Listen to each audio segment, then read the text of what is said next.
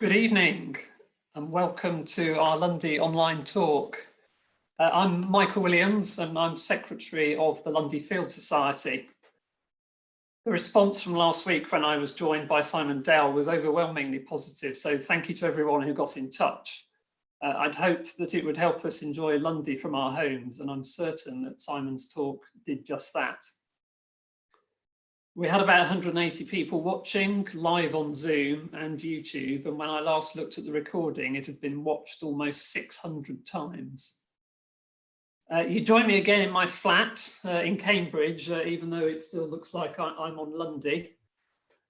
I don't know how much of the countdown sequence you saw before we started, but I watched it several times this morning. The stunning photos from John Tyra, and the sequence has been put together by Dave Richards. So thank you both. I think it was incredible, really quite emotive. The programme of future talks is coming together, and my plan is to run this on a weekly basis for the foreseeable future. Rosie Ellis, the Assistant Warden on Lundy, will be here next week to update us on the engagement work she is doing, including hosting school visits, and she'll be able to tell us what it's like living and working on Lundy during lockdown. A bit more about that later on. Before I introduce our speaker, there are a few housekeeping things to mention. Like last week, only the microphones and video cameras on my computer and Andrew's computer are enabled, so we won't be able to see or hear any of the audience.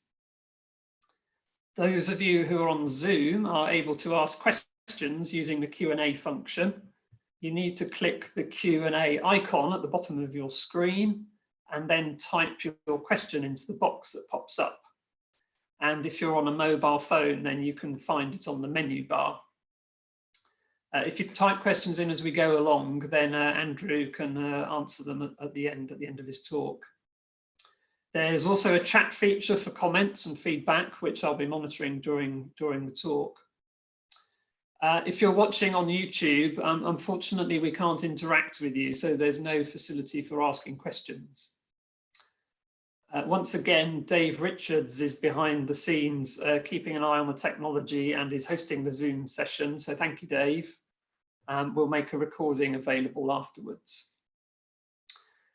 And also, before I forget, I know my parents are watching, so happy birthday, Dad. And now time to introduce our speaker, who's joining us from his home in Basingstoke. Here's Andrew. So Andrew Cleave first visited Lundy over 50 years ago and has returned almost every year since. For many years, he led school field trips to the island and has made frequent visits to study the flora, moths and butterflies and marine life. He has written more than 20 books on natural history, co-authored and contributed to many more, and written numerous articles for magazines. He regularly leads wildlife tours abroad for companies, including Nature Trek, and he is also one of the founders of the Bird Photographer of the Year competition. Andrew is a committee member of the Lundy Field Society. Except he hasn't got his Lundy Field Society branded clothing on this evening. Andrew also sits on the PCC that led the restoration of St Helen's Church, so both of those make good excuses for frequent visits to Lundy. So it's my great pleasure to introduce Andrew for our talk this morning about Lundy's wild flowers. And over to you, Andrew. And I know we were having some problems getting his PowerPoint up and running, so hopefully all will work. Thank you, Michael and Dave, for organising this. I hope everybody can hear me. We'll try and do the technical stuff, see whether we can get this PowerPoint to work. Launched in. I know Michael's given strict instructions, keep to the timing, so I hope everybody can see and hear. How's that, Michael? Yep, that's great. Over to you, Andrew. Right, well, the wildflowers of Lundy is a very large subject. Now, we'll have a whiz around the island tonight, and I hope I can show you a few of the things I'm sure you'll be familiar with, and others that maybe you've not seen before. Usually when we first arrive on the island, we're all desperate to get up, maybe up to the tavern, or to go off, use our few hours allocation on a day trip, and perhaps ignore some of the things which are there on the beach road, things like this rock samphire. This is one of those plants that can just really cling to rock, so there's virtually no soil. Known to Shakespeare, famous quotation that we often get about people hanging off the cliffs. That refers to Folkestone, of course, but not Lundy. Some people say this is the plant that smells of fish and chips. Maybe that's a wishful thinking when they're on the way home. A little bit more attractive would be the kidney vetch, which grows down here, but generally not elsewhere on the island. But most people, when they go to Lundy, really want to see this, the Lundy cabbage, this very special plant found on Lundy, not anywhere else in the world, not even on the next nearest bit of mainland. Well, so we think, but in fact, the person that we most associate with it and whose name is attached to it was a GP from Braunton, Dr. Elliston Wright. Apparently he grew this in his garden. I don't think he took it from his garden to Lundy, it was the other way around, grew it there to study it. And in the 1930s, he realized this was something really rather special and sent specimens to the Natural History Museum. He didn't remark about this little thing. I hope you can see my mouse moving, but if you look really closely at it, you'll see another very special organism, the Lundy cabbage flea beetle, also found nowhere else in the world. In the Natural History Museum in London, there's some Lundy specimens. This is really the type specimen sent by Dr. Elliston Wright up to the Natural History Museum when they realized that it was something special, something unique to the island. And so it was named in his honor. They called it a brassicella in those days, Coincia now. The names always keep changing. And in fact, in the herbarium in the Natural History Museum, there are quite a few Lundy bits and pieces, some of which I've sent there myself. It's quite something to go beyond the crowds of school parties, along long, narrow corridors through lots of doors, and to get into the herbarium. And there you'll find all sorts of delights. Another thing that Dr. Elliston Wright studied was this small adder's tongue fern. Now, Lundy is probably the best place anywhere to see this. So once you've looked at the Lundy cabbage and got up on top of the island, this fern is so small, you have to get down on your hands and knees to see it. Found in lots of other places around the coast in Britain, remote islands, but Lundy has probably got a bigger population than anywhere else. In the 1930s, no one really realized that it was something different. But Elliston Wright studied it very carefully. He dug some bits and pieces up and realized that plants came from maybe a double or a split rootstock. A few beautiful little drawings of the plant and sent them off to the herbarium, where it wasn't named after him in this case, but he realized that it was something different. So now we know it as a separate species. And these are the original Lundy specimens. This was in the 1930s. And after that, we sort of forgot about the dwarf adder's tongue fern for many years. Now, of course, we know about it and it's quite easy to find it. Another plant that he found, which we've now lost, we can't find it anymore, is moonwort, another little fern. And he remarked about this being near Three-Quarter Wall. There's an intriguing specimen in the Natural History Museum, a Mr. Wright, perhaps in his student days, much earlier, rather than Dr. Wright, but no real records. Many years later, Professor Harvey and some colleagues, one of the founders of the Lundy Field Society, on a trip going up to the North Light, and they spotted some moonwort. It was after Elliston Wright found it, and marked the patch of moonwort with goose quills. Not a nice thing to do, but the moonwort and the goose quills have long since gone. So that's one of those lost plants of Lundy, which would be a challenge for us to find again.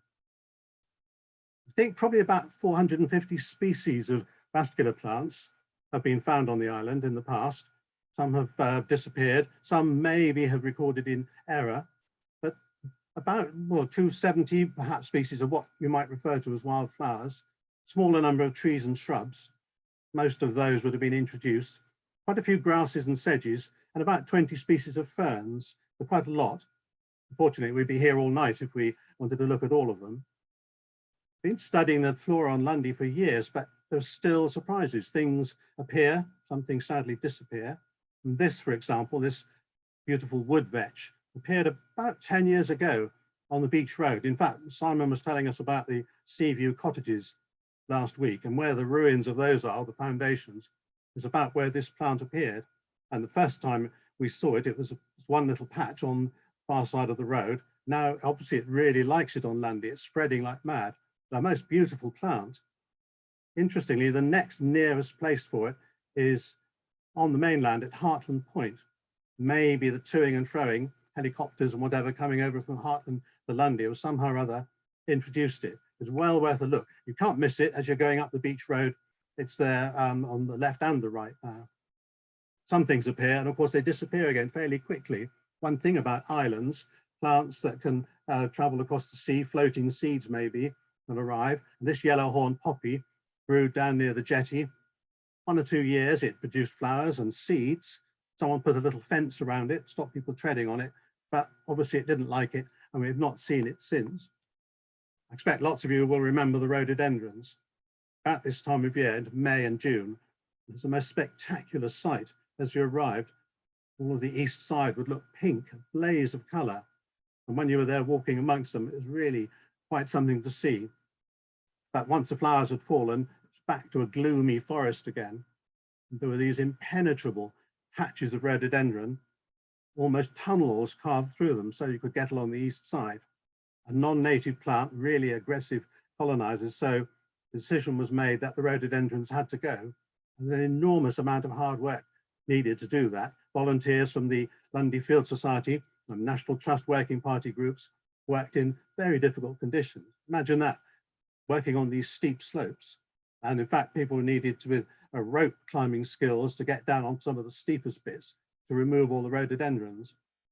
Some people thought this was a pretty awful thing to do because they looked so spectacular, but they didn't really belong there, and they were crowding out lots of native species. And the advantage of getting rid of the rhododendrons was that all sorts of other nice things could actually grow in their place. So things like this beautiful hay-scented fern.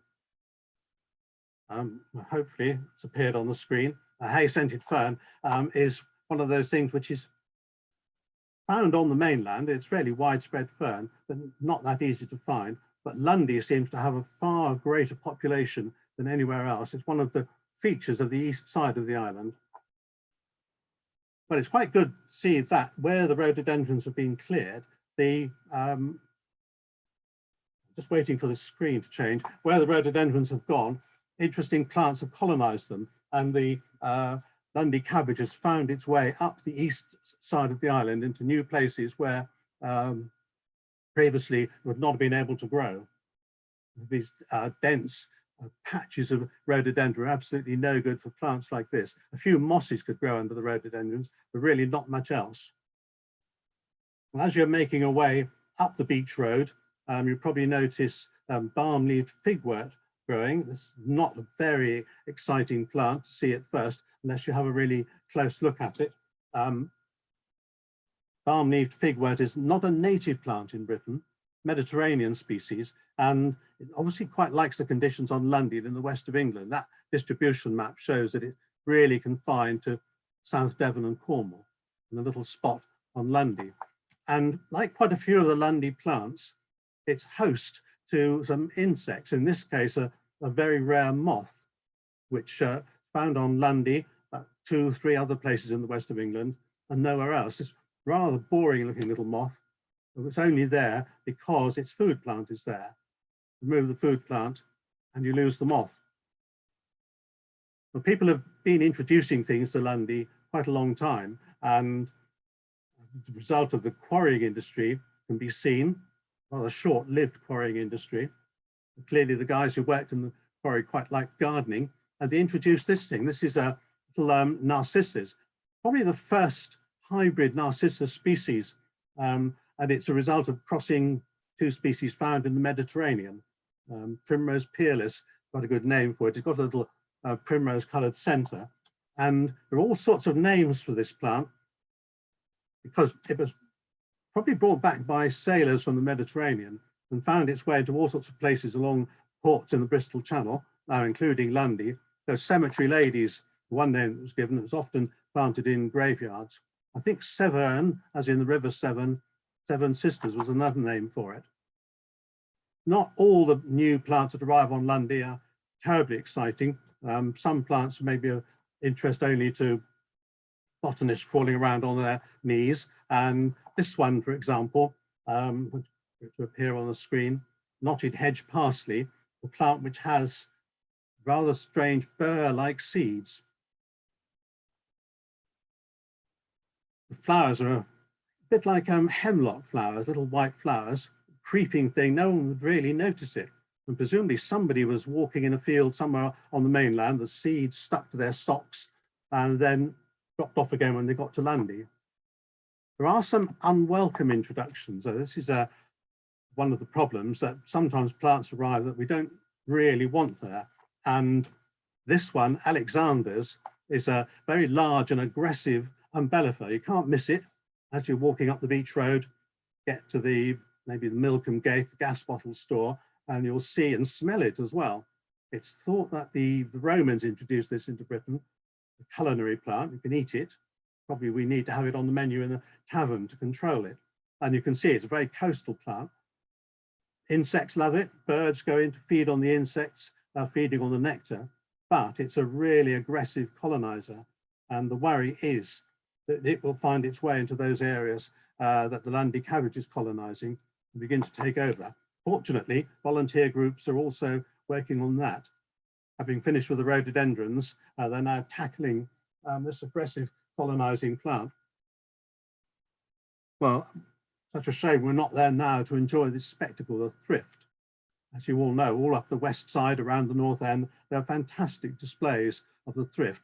This plant, which is so beautiful, is a real tough customer, as it has to survive salt spray, parched, dry conditions in the summer, grazing, nibbling, people walking on it maybe, but every year it comes back and covers huge areas on the right sort of habitat on top of the island. And a bit like that balm-leaved figwort, it's got quite a rare insect associated with it, the thrift clearwing moth. Doesn't really look like a moth, looks like a little hoverfly. And you may well have been sitting down having a picnic somewhere surrounded by the thrift and had these little fly-like insects buzzing around you, but have a close look next time, because it is actually a moth, and Lundy's probably the best place to see this moth anywhere in Britain. We get lots of questions about this, these intense blue flowers.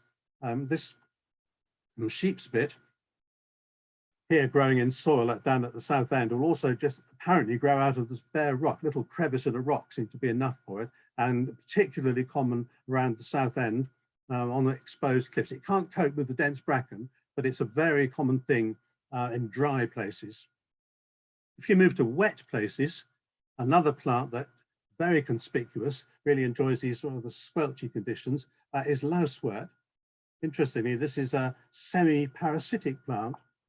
It has green leaves, can make its own food, but it attaches itself to the roots of other plants. And in these really wet places, maybe on poor acid soils, getting nutrients is a problem. So it does really well by doing that.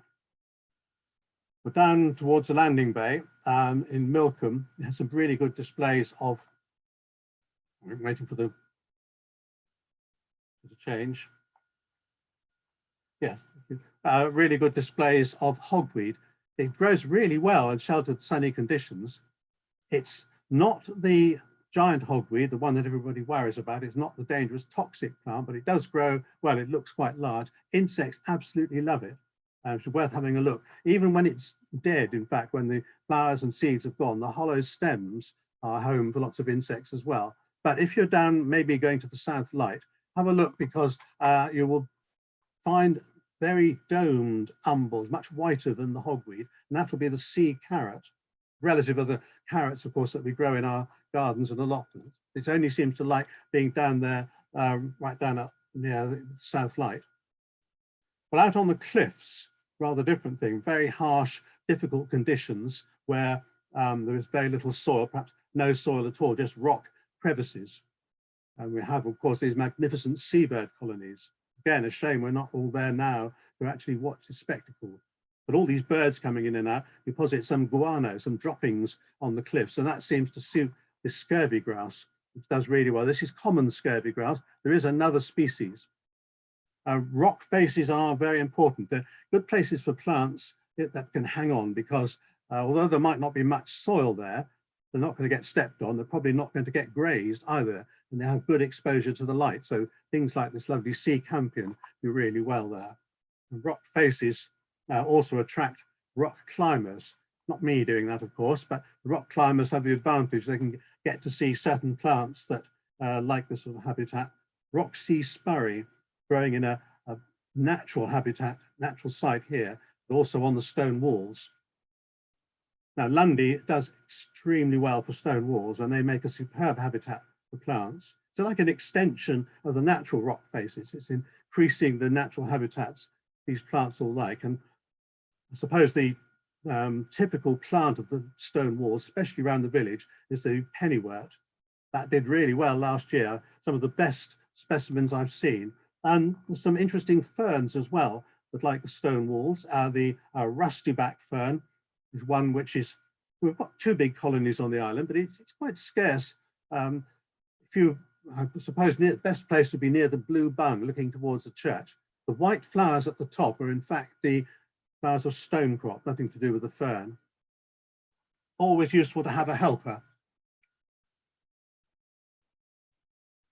Thank you, Michael, standing in here. Michael's actually pointing out an Ordnance Survey benchmark, which is carved into the wall. And I was more interested, in fact, in some of the plants which were growing there. This stone wall, as you can see, with the church in the background, is a dry stone wall, lots of loose crevices, but it's a habitat for very interesting grasses. There's this rather dry, stiff little grass called sea fern grass. And I think on Lundy, it probably only grows on walls. I've not seen it growing anywhere else. It's a very stiff, dry thing. By now, it'll be looking green, but by the end of the summer, it'll be completely parched. But all the walls have interesting things on them. Most of them will have some species of fern. Polypody here, the main one in the picture. And actually one of the rarest plants on Lundy, wall rue, top left of the picture. Not rare at all elsewhere.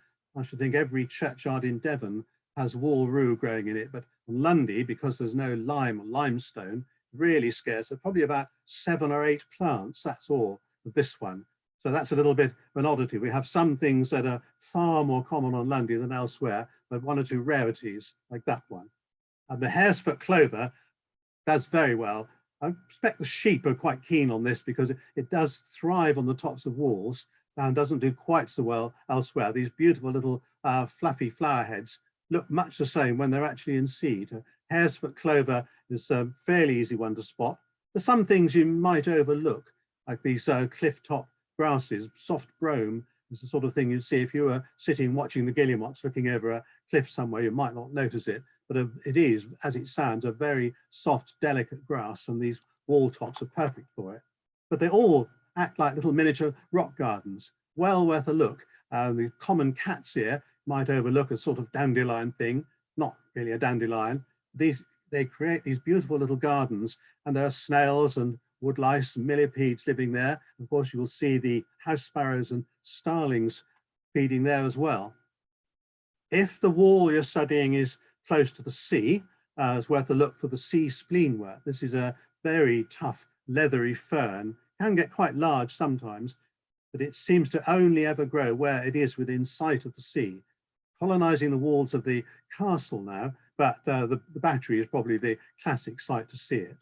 But every wall is worth a close look. Don't just rush by. Look at these perfect little miniature rock gardens. This one, of course, is facing southeast, so it gets a lot of sun. Stonecrop, pennywort, lots of little ferns there, sheep sorrel growing on the top, perfect habitat for the plants, and excellent for birds and insects as well.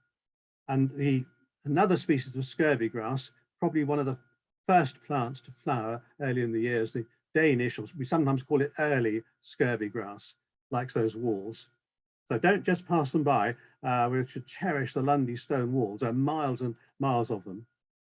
The most sheltered spot on the island, of course, is down in Milcombe, and that's where most of the trees grow, some of the lush ferns, but that can turn up some interesting plants as well. And this magnificent twiggy mullein, looking for all the world as if it had been planted, usually appears a bit erratic, alternate years maybe, somewhere or other in Milcombe. Last year, when we were all walking down to the boat in September after the 50th anniversary celebrations, it was flowering very nicely in the walled garden. So not quite sure where it's going to turn up again this year.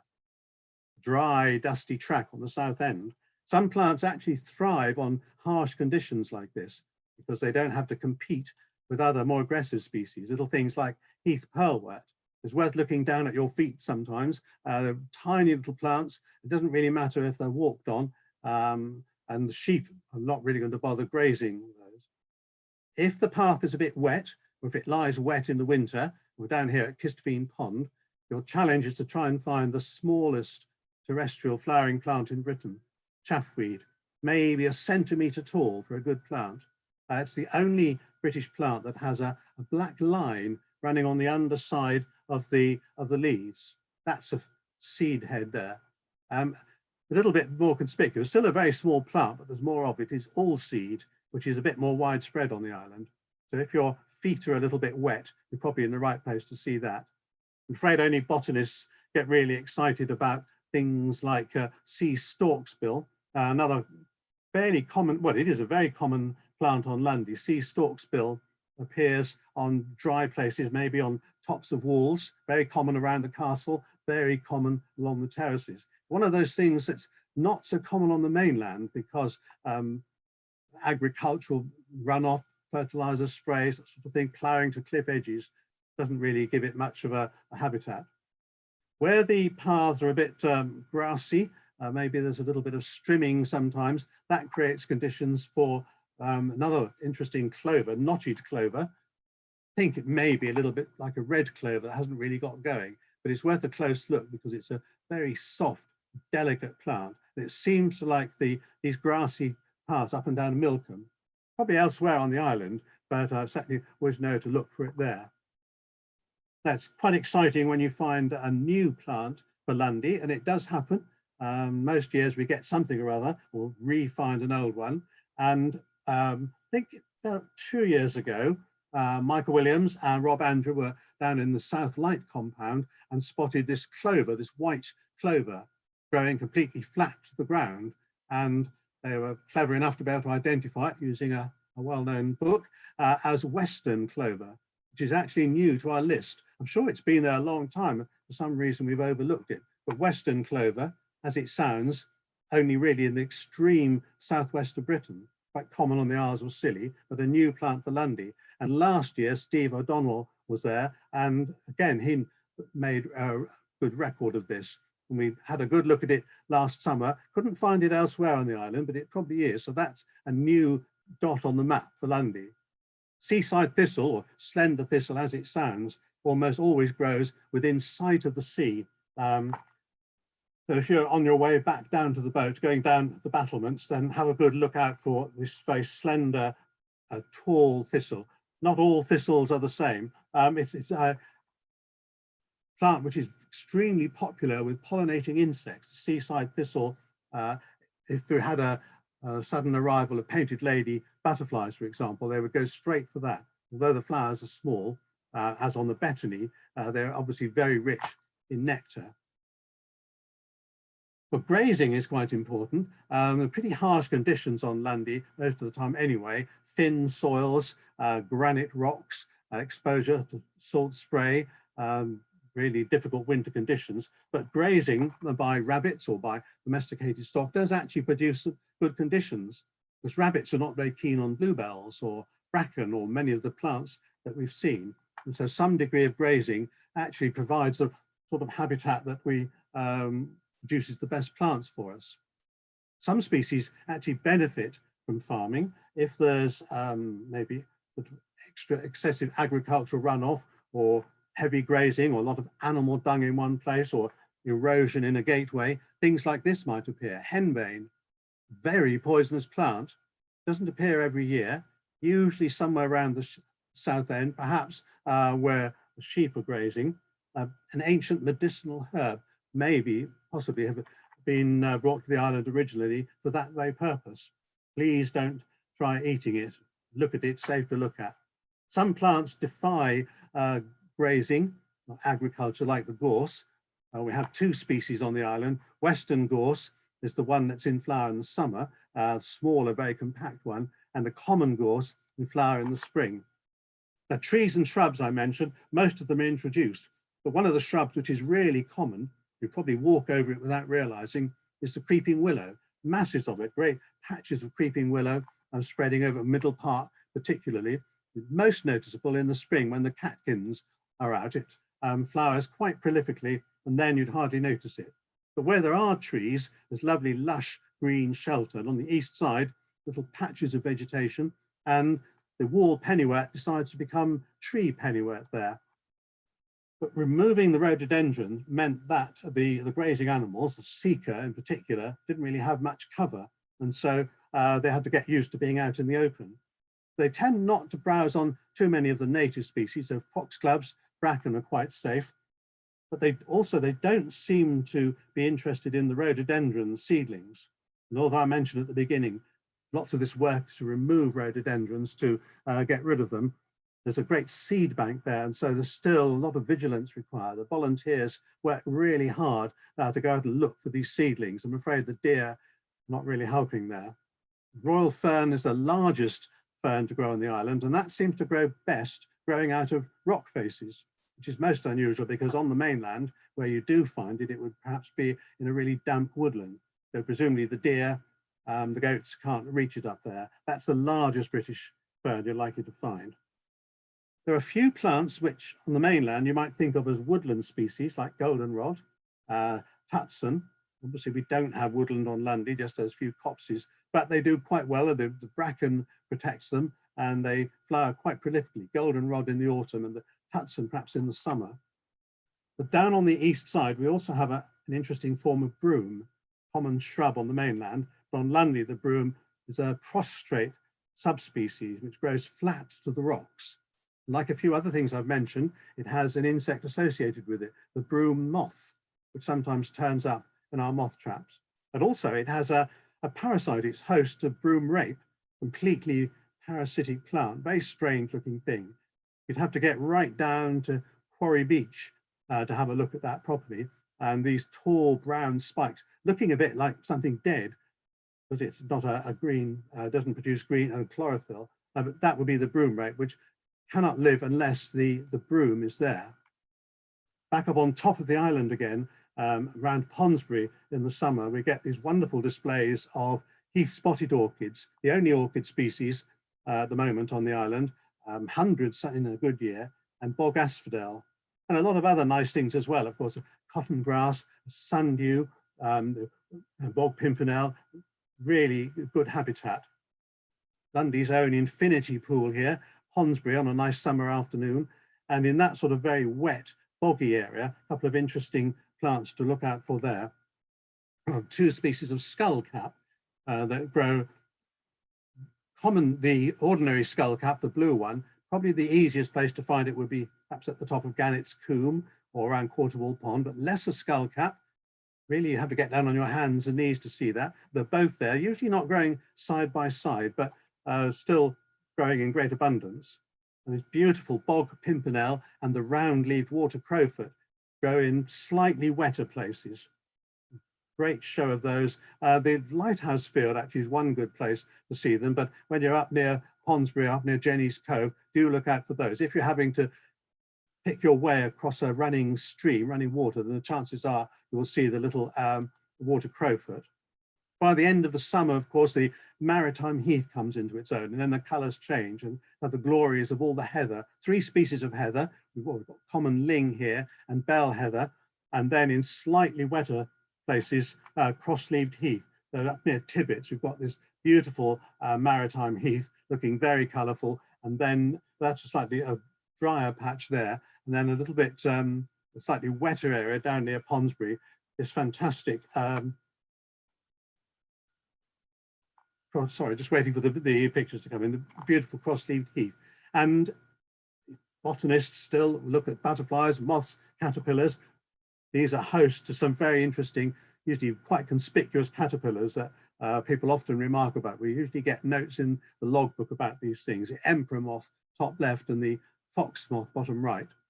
There are some lost plants though, so I have a challenge for you when we can get back on the island.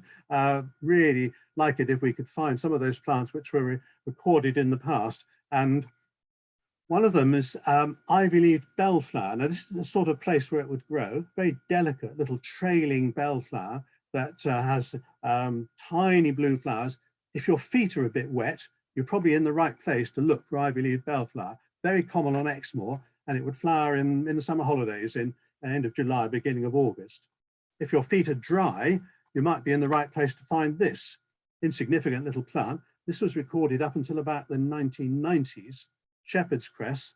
Can't find it anymore, maybe lurking somewhere around the castle, perhaps on the top of a wall somewhere, probably over now, so that would have to wait till next year. Small flowered catchfly, I think, was seen up until about the late 1950s or 60s, and it would have grown in agricultural areas. Could be along the edge of a track somewhere, just lurking in a corner by the stone crusher perhaps, like a very, very small, very pale red campion. Still found elsewhere in the west of England, very much a coastal plant. This was photographed in the mid-1980s outside the barn, white horehound. Not been seen since. A load of stuff was dumped on it, straw bales and old pallets, and that was that. I'm afraid the white horehound disappeared, and along with it disappeared the horehound plume moth, the only site in Devon for the horehound plume moth. So we lost the plant and a rare moth. I'm hoping that somehow or other, perhaps in the seed bank, there's a little bit of white horehound seed left, and it will reappear again. Keep looking outside the barn. So very important.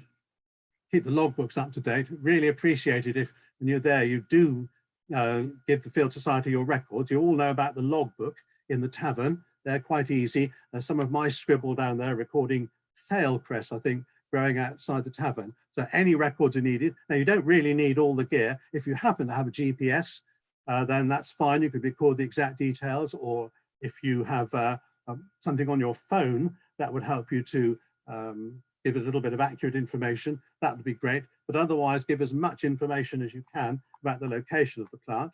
Of course, we all have phones, we all have cameras as well. So a photograph would be ideal of any plants that you find, if you're not sure of the location. Because people do find new things, as you've seen. Even last year, we're finding a new species of clover for the island. So it's really helpful if you can do that. It helps us compile the annual report. So if you can, match location. This would be the ideal thing. The date, the location as accurately as possible, details of the finder. Perhaps if you don't mind, an email address or something, so we can contact you again to find out a little bit more about it. And who knows, then you may end up in the annual report with an important record. Well, we've had a whiz around the island. I've shown a few things. I hope shown you some bits you recognise, maybe some new plants to look for when we can all finally get back there. And I'd like to thank Michael and Dave for hosting this, and thank you all for listening. And hopefully we'll be able to get there before long. It's tantalising to see views like this, but at least we know it'll be there waiting for us when we can finally get back to Lundy. So thanks very much for listening. Thank you. Thanks very much, Andrew. Really great talk. I was slightly surprised to see an unflattering picture of myself in your talk. And also interesting about the western clover, because I remember when we were up at the South Light and discovered the western clover. Of course, at the time we just thought it was just a clover record, and not realising that it was a new record for Lundy. Yeah, very exciting. So it's all gone down in the record. So keep those eyes open. You never know what you're going to find. Yeah. So questions. Anybody who's watching on Zoom, if you click the Q&A button at the bottom of your screen, you'll be able to type your questions into the box that pops up. We've already had a few questions in, so we'll get started. So the first one is from Clive Smith, who says, you've mentioned a few times a new plant for Lundy or a recent find. Assuming it hasn't simply been missed before, how might it have arrived on Lundy? Well, maybe with human intervention, some things, perhaps the seeds that can be, as I mentioned, the knotted bird parsley that can be stuck to people's socks or shoes. Charles Darwin or somebody worked out how many seeds would end up in a gentleman's trouser turnips. I don't know if we have turnips anymore, but sometimes just quite by accident, plants arrive like that. And there's building material arriving all the time. So there are various means, and maybe birds will bring things. Some seeds are wind dispersed as well. And I can remember the late John Ogilvie telling me many years ago that one day there must have been a northeasterly wind, and he was standing on the cliffs looking across towards Wales, and there was thistledown arriving in the wind and settling on the island. So maybe it had come all the way from Wales, so wind dispersed seeds could arrive on their own. So there are various means, but I think human intervention might explain some of them. Thank you. Susan Maguire says, hi Andrew, great presentation. We've made lots of notes. Very good. Paul Connolly says, do you think that the absence of visitors for a few months this year will lead to some interesting new floral finds? If so, any ideas of where they might be? I think the absence of visitors might mean that things perhaps are not going to arrive. Maybe they're a little less stepping on things. I'm sure no visitor would dare to pick anything on the island, but perhaps it would be places like along the terraces where there are not going to be any people walking. It might be plants that are not going to suffer from being trampled. Things like the little pearlworts would be the sort of thing that might reappear, or perhaps that shepherd's cress might reappear, because it's a sort of thing that would grow on a path. So perhaps a lack of trampling, footfall, might benefit some of those species. Another question here from Laura Holmes, who says, what is the difference between Lundy cabbage and Isle of Man cabbage? Are their habitat requirements very different? Yes, good question. They're very closely related. The Isle of Man cabbage, I think, it tends to prefer areas like sand dunes and the base of cliffs rather than the sort of growing out of rock faces like Lundy, but they're very closely related. But lots of studies have been done and they are shown to be separate species. So I think it's like habitat differences. A few other comments coming in. Leslie McLean says, absolutely fascinating. I shall view Lundy through different eyes now. Thank you so much. Thank you. Glad you enjoyed it. Carol Lee has a question. How is the rhododendron eradication program going, especially with fewer eyes out for seedlings at this time of year? Is it still progressing well?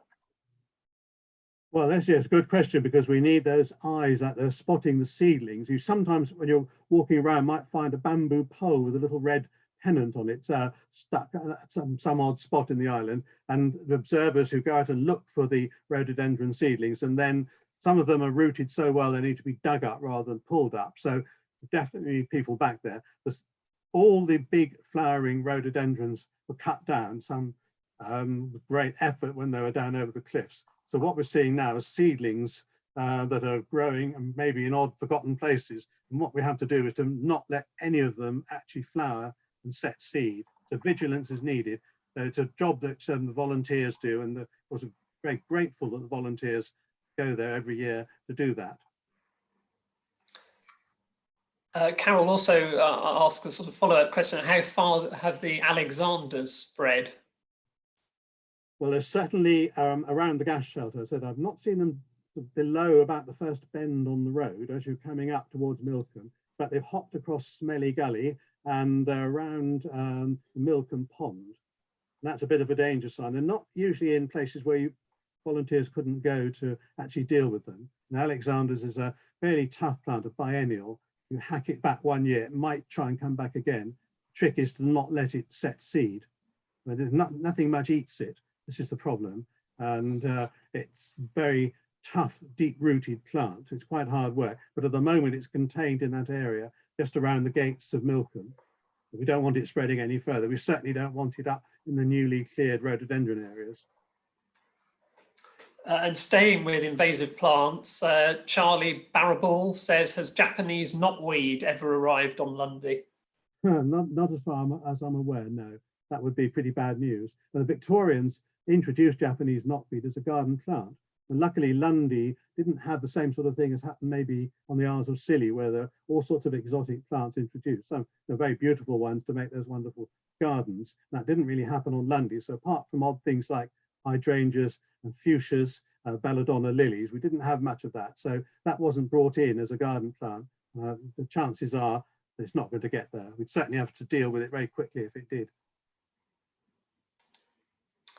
A few more comments. Somebody who must be on their mobile phone because it's come up as Galaxy J6 says, wonderful presentation, Andrew. Thank you so much indeed. Thank you very much, Galaxy J6. Thank you. Tim Hambley says, how long does it take for plants such as the Lundy Cabbage to recolonize areas that have been cleared of rhododendron? And will it also be possible to totally eradicate the rhododendron? Well, yes, well, eradicating rhododendron should be possible if the plants are unable to set seed. If there's no new seed, the seed bank on the island will gradually diminish as long as there's some vigilance pulling up the seedlings. When we don't have anything that will eat it, the sheep, the goats don't seem to touch it. So that's okay. But the Lundy Cabbage is another biennial plant. So as long as the seeds can get there, it could be maybe short as 2 or 3 years. My photograph that I showed was taken in 2009, and that was about 3 years after that particular patch had been cleared. So it can go very quickly. Okay, sorry, there's so many questions coming in now, trying to sort through them all. So Paul Thorford asks, is climate change having a noticeable effect on Lundy flora? It is, in that things are flowering earlier each year. And it's interesting going through the logbook records, when the first primrose is seen, it's like 3rd of January or something. So yes, definitely things are flowering earlier. Whether anything is going to disappear because of a warming climate, I wouldn't like to say. We probably haven't got enough evidence to say that, but it's bringing forward the flowering dates, I would say, by quite an amount. I have a question from Alan Rowland, who's the chairman of the Lundy Field Society. Yes. He says, when can we expect publication of your Wildflowers of Lundy book? Well, if only people like Michael would stop finding new plants, I wouldn't have to keep going back and changing the order of it all. No, not only are we finding new plants, but also the names of it, quite a lot of things have changed as well. So yeah, it's a good incentive to get on with it. No excuse now, of course, being locked down. Indeed, and in fact, so John Tyra has made a comment. So it was John's photos that we saw at the start. He says, thank you for the presentation, and please forgive the terrible pun, but you have planted a seed. You have given us something to really appreciate on our Lundy travels. I would love to read and reread a book on your Wildflowers of Lundy too. Thank you very much. Right, another there. Okay. So you've definitely got a market out there. Well, definitely. I should be at my desk tomorrow morning. With the rhododendrons, David Cann has said, when visiting with QE School and Eddie Bayliss, you presumably know I'm here with my biology teacher. We always had to pull out 6 rhododendron seedlings per person per day. Good, good. I'm pleased to hear it. Yes, that's right. Efforts like that are extremely helpful. As long as people do pull out rhododendrons and don't get muddled up with something else, that's the only thing. There's not much you could confuse a rhododendron with, but I think that sort of activity is great, but it would need a little bit of supervision. But thank you very much, David. Deborah Fraser says many thanks for a fascinating presentation with lovely photos. Well, good, thank you. Trevor Dovey says, would it be beneficial, he asks whether it would be beneficial to eradicate Alexanders from Lundy. Well, it would be quite good. If you go to lots of places on the mainland and lanes along the coast, it's rampant along the lanes. It's quite a sight, spectacular sight. But being an island, of course, it would be easier to eradicate it. You'd be struggling to do it anywhere on the mainland. And it is an aggressive plant. It is going to crowd out one thing which we've got to guard, which is the Lundy Cabbage. So I think it would be a good long-term aim, certainly to control it and keep it where it is at the moment. We need these recipes. As I said, the Romans used to eat it, so we need to look into what culinary properties it has and for some reason for cutting lots of it down. And going back to the rhododendron, so we commented that they used to pull the rhododendron seedlings. David comes back with a follow-up question: should we keep pulling them? Well, yes. Sometimes if you give it a good tug, top breaks off and the root is left, and it starts all over again. It sprouts out. So if it's a tiny little seedling and it will come away, that's fine. But that's why you will see stakes in the ground, bamboo canes, sometimes marking a plant that needs to be dug up to get rid of it properly. But we certainly don't want to leave it there because it will mature quite quickly. And if it starts flowering, setting seed, we're back to square one again. So yes, definitely.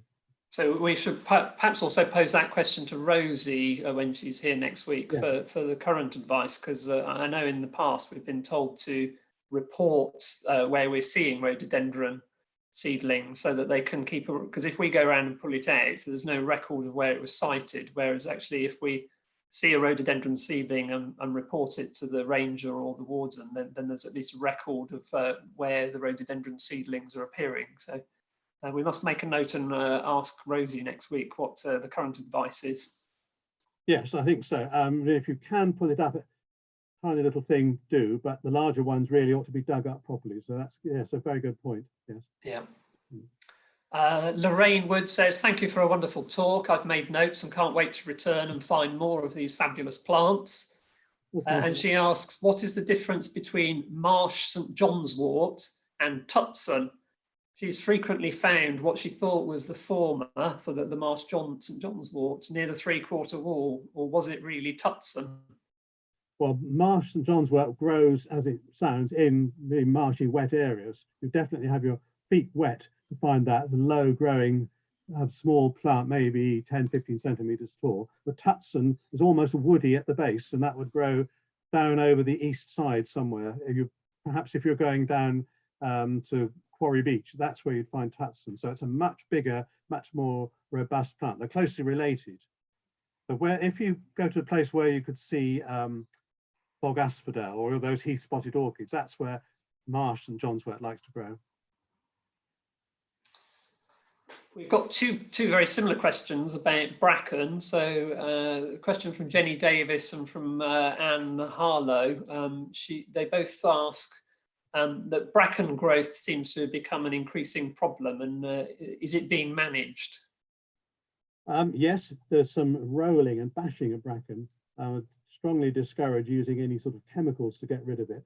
But bracken, although we think of it as a big aggressive plant, it actually can't tolerate too much damage when it's actually growing. And a roller, some sort of device which goes over it, a bit like the thing that rakes moss out of your lawn, but on a much larger scale.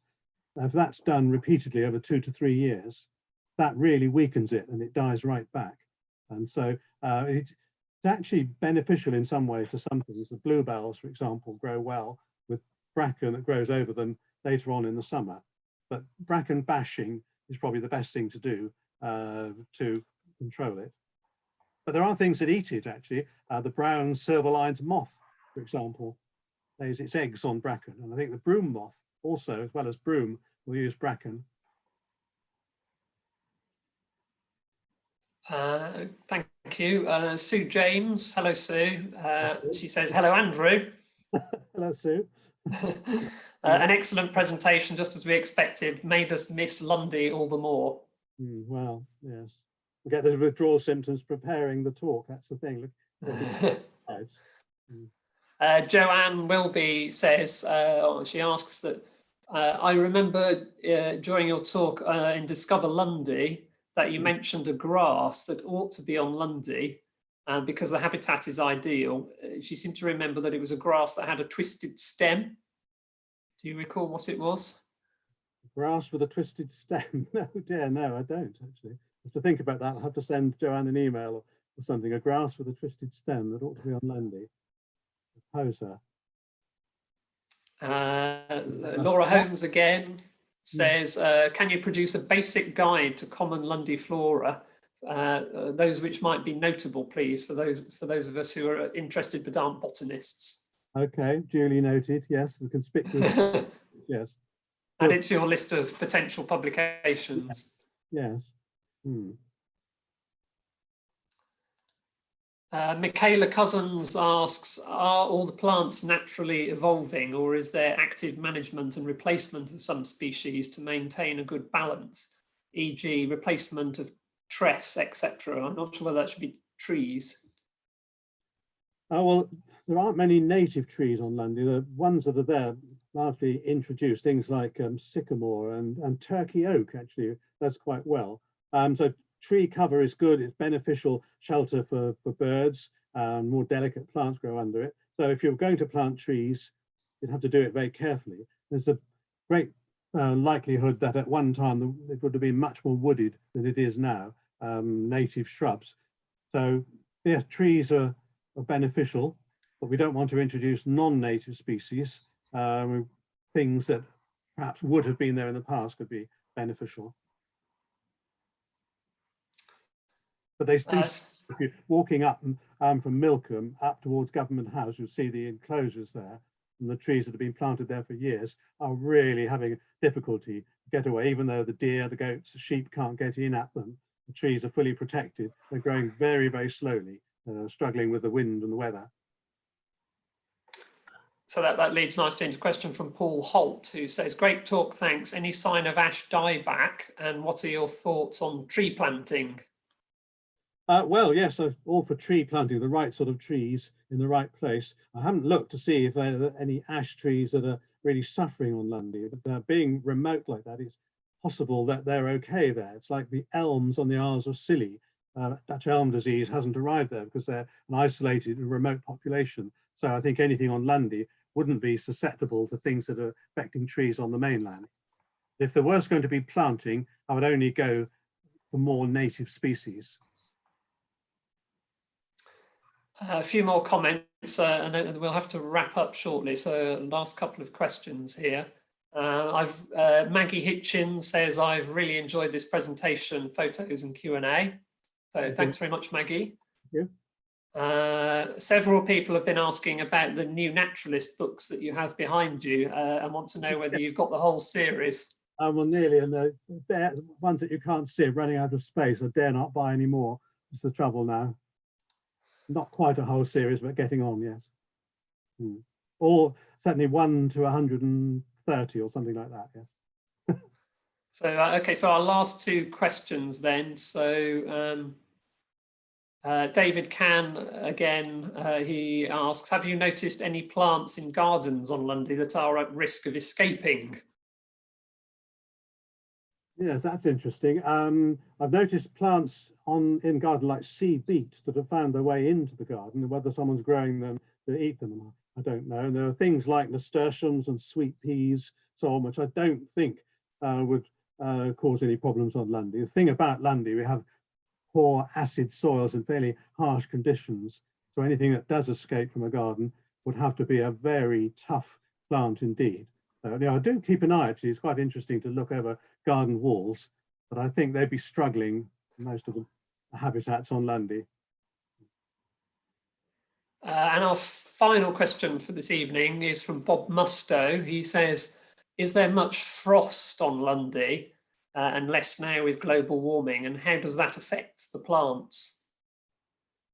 Yes, there would be frost. There are pictures, of course, of snow and ice as well, and maybe not as frequently as on the mainland, because the main factor there is the wind and the salt spray. And so not so much cold conditions that are the problem, it's extreme exposure to Atlantic gales that affect what grows there. I think some of the delicate plants that grow on the Isles of Scilly might just about survive on Lundy as well, with protection from the wind.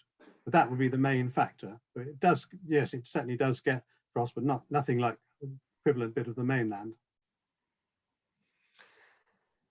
Well, thank you, Andrew, and thank you everyone for your comments and questions during the evening. It is time to wrap things up now. Thank you, Andrew, for your talk and for answering all the questions this evening.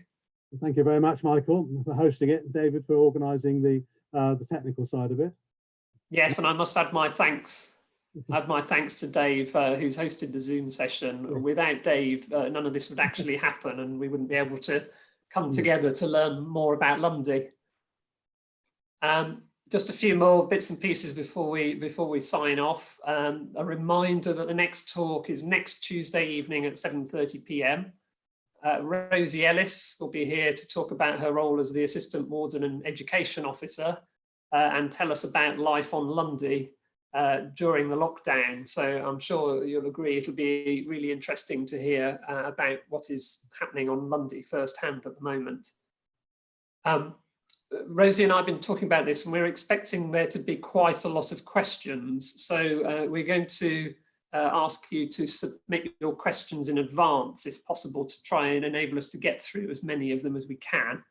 I'll post details on Facebook later and send an email out to LFS members about how to submit questions and how to register for the talk.